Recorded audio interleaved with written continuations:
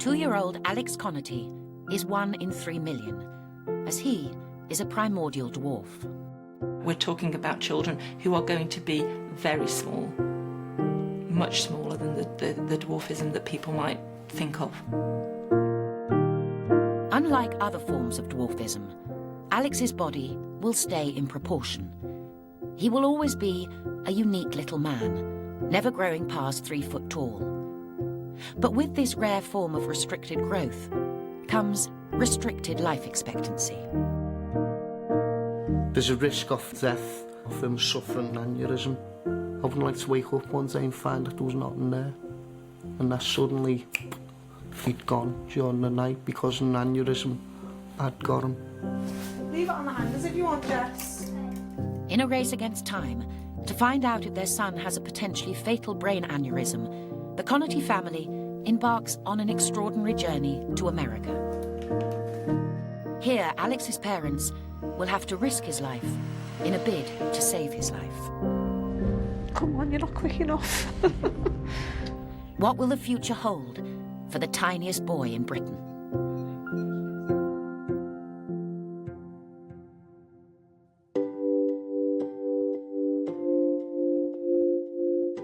Worldwide, there are less than 100 cases of microcephalic osteodysplastic primordial dwarfism type 2.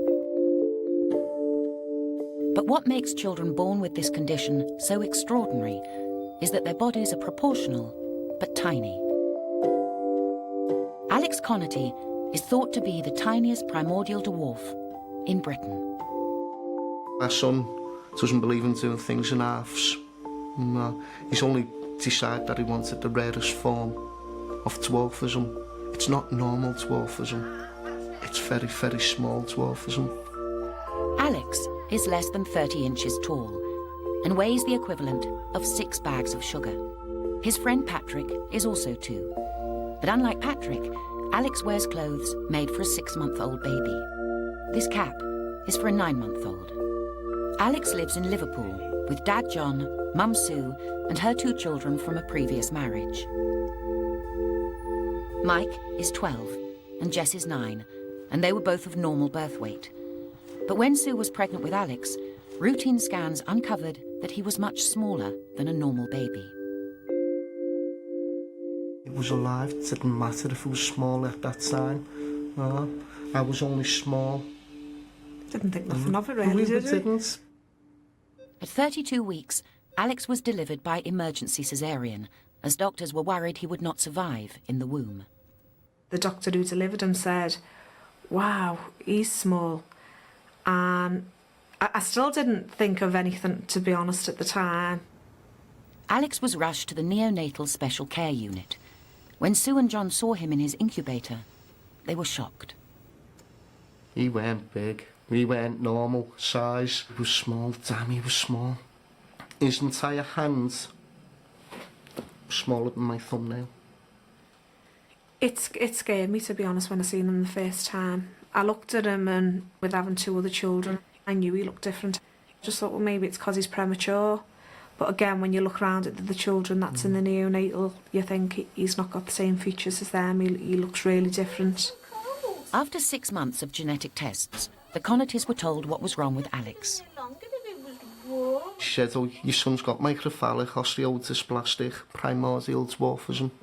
There you go, sweetie. The primordial part of the title means that Alex has been small from the moment he was conceived. And that is in contradiction to other forms of dwarfism, where the baby might be a normal size up until later on in the pregnancy, and then the growth of the limbs slows down. So Alex was small right from the word go. The microcephalic bit of the MOPD is a small head. So although Alex is small, his head is much smaller than you would expect for the size that he is. And the fact that people think that his eyes may look big is actually because his head is small, and the dwarfism bit is just the small stature that he's got. Although they had a diagnosis, Alex's doctors had never encountered a child like him before. We go to our own doctors, consultant, and these people are the best. They've looked after not just Alex, ourselves. They've given us good treatment. But when we've been trying to ask them for advice, most of them said, well, we can't answer. There's nothing we can give you. And even his main paediatrician consultant said, you're just as experts as us. You're the people who know more about it. You're living with him. But whilst researching Alex's condition on the internet, the Connertys were alarmed to discover that primordial dwarfs with MOPD type 2 rarely make it to 30, because it can come with a potentially fatal condition. We know that some individuals who have MOPD type 2 will have an aneurysm of one of the arteries or veins in their head. And the problem is that it could rupture and you could have a bleed inside the brain. In order to detect if Alex has brain aneurysms, he would need to undergo a series of brain scans. The whole point of doing the scan is that these aneurysms can be treated. However, when Alex was 9 months old, a chest infection meant he needed to be put on a ventilator.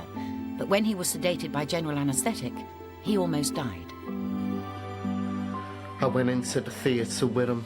I held his hands. He fought like mad as the doctors tried to sedate him. And he kept looking at me as if, say, Daddy, help me. They started putting the tube down without any forewarning. His heart monitor, all the alarms went off, he crashed. Alex suffered a cardiac arrest. Doctors battled to resuscitate him, but Alex was battling for his life. Twice I sat down, bent down. I whispered into his ear, go sleep, son, you fought enough. If there had been a switch on the wall at that time, I hate myself for even thinking about it now, I would have turned it off. Now aged 2, doctors have decided that it's too dangerous for Alex to have a brain scan, as it would involve him having a general anaesthetic once again. But the Connertys feel it's a risk worth taking, as they are living in fear of an invisible killer. You can't see if there's an aneurysm there to start with. If you don't have the MRI scans, your son, your daughter may be there today, but may not be tomorrow. Whereas with the scans, it's given us 6 months' hope. The DuPont Hospital for Children in Delaware, America, has agreed to perform Alex's brain scan. This hospital is seen as a centre of excellence for children with MOPD type 2. Sue and John also hope to gain valuable knowledge on their son's development here. Alex is fed through a port in his stomach because he has struggled to swallow since birth due to his small jaw and esophagus. But eating is not the only developmental milestone he hasn't hit. He doesn't walk or anything as yet. I think he really wants to walk. I think he wants to run before he can walk. He doesn't crawl around the room or anything, but he's quite weak in his limbs and stuff like that.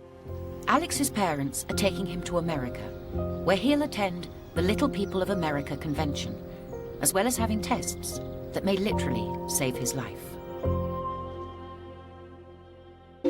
Alex Connerty is 2 years old and destined to be the tiniest boy in Britain. Born with the rarest form of dwarfism, MOPD type 2, his whole family are travelling to America to meet other people with the same syndrome. But this is no holiday, as Alex is also having tests to see if he has a potentially fatal brain aneurysm.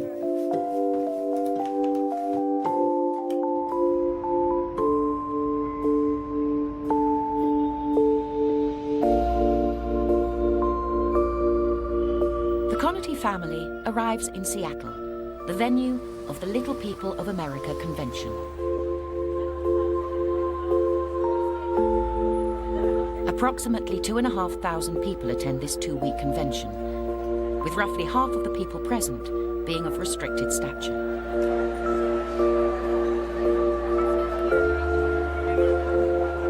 However, Alex is one of only 20 primordial dwarves at the convention.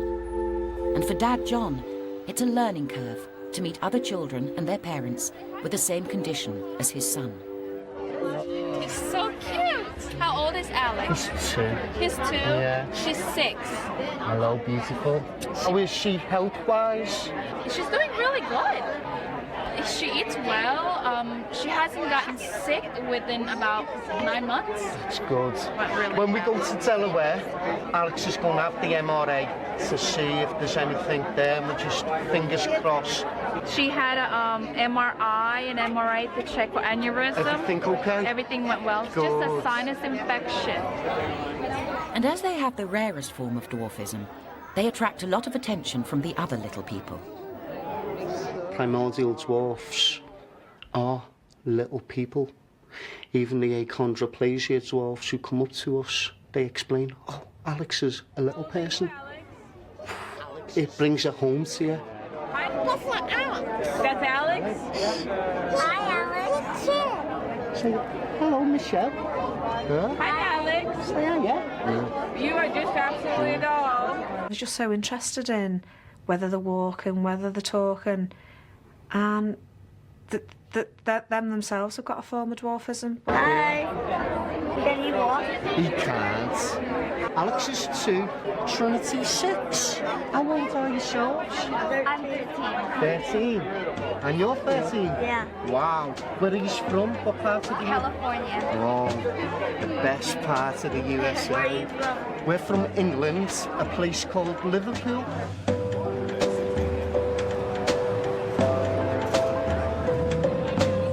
But this trip is not all about Alex and the Little People of America convention. We're trying to make this not just all Alex's trip. 1053, please. Ali sometimes can be the star attention, and you wonder how they're coping. Thank you guys. Enjoy the game, okay? I honestly don't know what effect it's properly had on the kids. The kids absolutely love the bones of him. I've asked them, said, no worries. They know what Ali's been through. I don't think all kids would cope like that. I do believe that my other 2 kids are just as special as what Alex is, but in their own way, and that's in their loving way. Tonight, the Connatys have organised a special meal to get to know 4 other primordial dwarves and their families. Meeting the other children is overwhelming. Kennedy. When I first seen her, I always thought Alex was small. And it was only when I met Kennedy. Wow. One small child. She lifted the glass up, brought it to her face. The entire rim of the glass literally filled her face. Wow. Blew us away. Chloe, she has hearing difficulties. But she's got this hearing aid which she's got diamonds in. And she's a proper little girl. She's so pretty, so pretty. But you look at Trinity, she's small. She's one of the smallest. But again, she loves life. Just to see that was good. Christopher, who's 9 years old, same age as Jess. He's a bundle of joy. He's got so much life for something so small. So much energy comes out of him. For Mike and Jess, this dinner has given them both a glimpse into their brother's future. What's really gone down great is Jessica's met Faith, Chloe's sister, who's 10 years old. That's given them time to speak to each other on their own without any parents around, whatever, talking about how the feelings have been. What's it like having Alex as a brother? It's fun. But sometimes it gets quite annoying because one of my friends keeps saying, oh, he's so cute, oh, he's so cute, and I've heard it too many times from her. A lot of times at school when they have like a birthday party or something like that, and my mom and my sister come, a lot of girls, just like when it's like I'm in the front of the class and like everybody's singing happy birthday to me, when Chloe walks in the room, everybody gets out of their seats and runs to her, and it kind of bothers me because she gets a lot of attention like 24/7. I think it's good for them to talk about what they feel and think. It affects them, it affects the whole family. You know, they do capture a lot of attention. Very much. And for them to be able to share that with somebody that understands what they're feeling and thinking, I think is wonderful. You know, sometimes to help her feel special, maybe we'll have to have Chloe watched by a family member or friend and allow me to just go and do something with Faith. Whilst all the children seem to be living a normal life, the threat of a fatal aneurysm looms over them. And for one child, Christopher, a scan, like the one Alex will have in a matter of days, has revealed abnormalities which may be an aneurysm. While meeting with some of the children, Michael met up with Christopher. They'd gone on like a house on fire. I said, "Do you know Chris has got a suspected aneurysm?" And Michael was like, "No." And it really worried him because he's playing, he's doing normal things like normal kids do. He said he could have just dropped down dead in front of me, Mum. He said, you just don't realise that this is going on. He said Alex could be running around or whatever, not knowing. So I think that's brought it up to Michael realising how much these scans are needed for the children. Tomorrow, the Connatys head off to Delaware for Alex's all-important tests. So they spend their last day reflecting about their time in Seattle.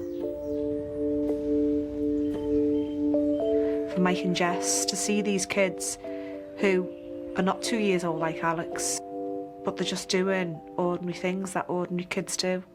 I think it's just been absolutely fantastic. When we saw Chloe, it was dead funny because she just ran around everywhere and she could talk. And when Alex is older, we want him to be like Chloe. When we first met the families, and then Mike and Jess, more so Mike, it was a shock to him.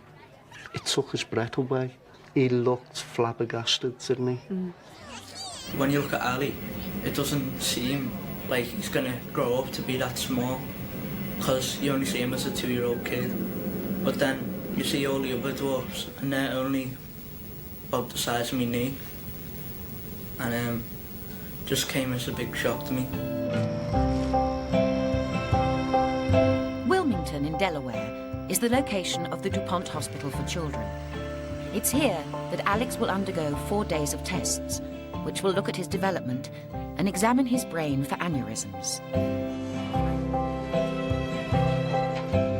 Jess and Mike are being looked after by a family friend. Yes!